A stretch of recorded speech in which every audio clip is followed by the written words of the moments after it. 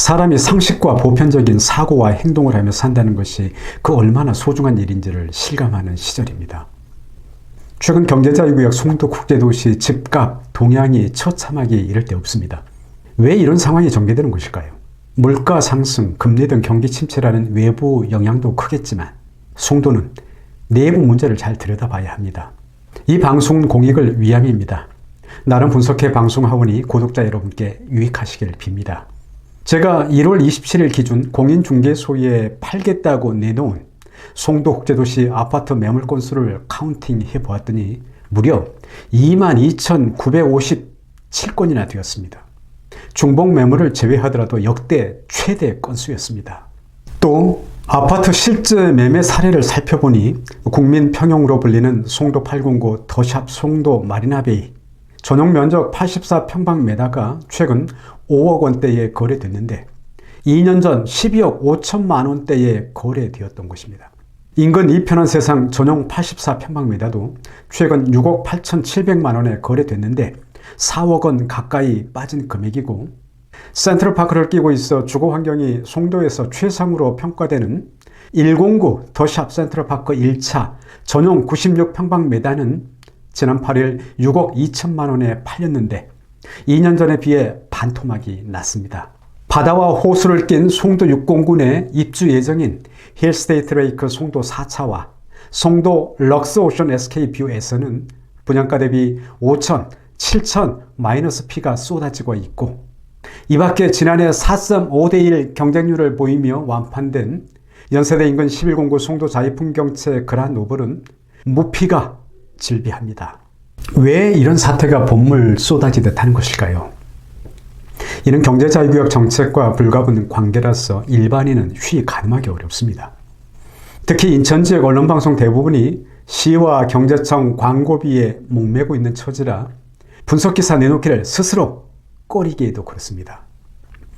이 사태를 나름 보자면, 첫째는 언젠가 유정복 시장을 만나 대화를 해본 결과 그는 송도를 국제 비즈니스 도시로의 발전에는 그다지 관심이 없었습니다.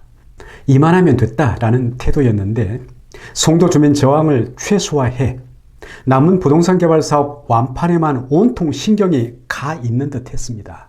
둘째는 이를 위해 이해관계가 맞아 고분고분한 말 잘 듣는 주민단체를 동원해야 하는데 실제 그런 주민단체가 송도에 활동하고 있습니다.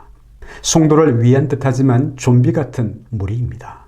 셋째는 경제자유구역 본래 취지가 부동산 개발 사업으로 역행하므로 소각장 문제, 화물차 주차장 문제, 열병합 수소 풍력 발전소 문제, 교통과 하객 하수처리장 확대 등 송도의 주거 환경과 도시 안전 문제가 불가피 대두할 수밖에 없다는 점입니다.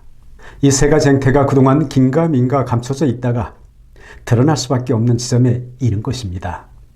예를 들어 송도 609 송도 자이더스타는 1780개 매물이 나와 있는데 이는 총 가구수 1533세대보다 많습니다. 아파트 바로 앞에 1-1단계 워터프론트 경관이 좋아서 분양받았을 텐데 그곳에 시와 경제청이 부동산 개발 사업 하겠다고 뒤통수를 치니 벌어진 사태 아닐까요?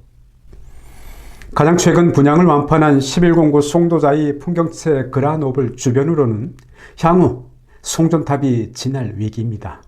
이처럼 공익을 추구해야 할 공공정치, 공공행정이 여러분을 갈리는 사태입니다. 인천경제자유구역에 부동산 개발 사업을 하는 이유는 매우 간단합니다. 경제자유구역 내 입주기업 편의와 근로자를 위함입니다. 그러니 선진 외국은 경제자유구역 내 부동산 개발 사업은 꼭 필요한 만큼만 최소한의 주거와 편의 제공을 하는데 그칩니다. 심지어 중국도 그러합니다. 그러기에 경제자유구역 내 부동산 가치가 존중받고 투자를 선호합니다. 송도국제도시의 부동산 공급은 과잉에 이른 지 오래입니다. 이제라도 최소화함이 올바른 방향입니다. 그렇지 않고 위험 해소 기대는 어려울 것이라고 저는 보고 있습니다. 도움 되셨기를 바랍니다. 감사합니다.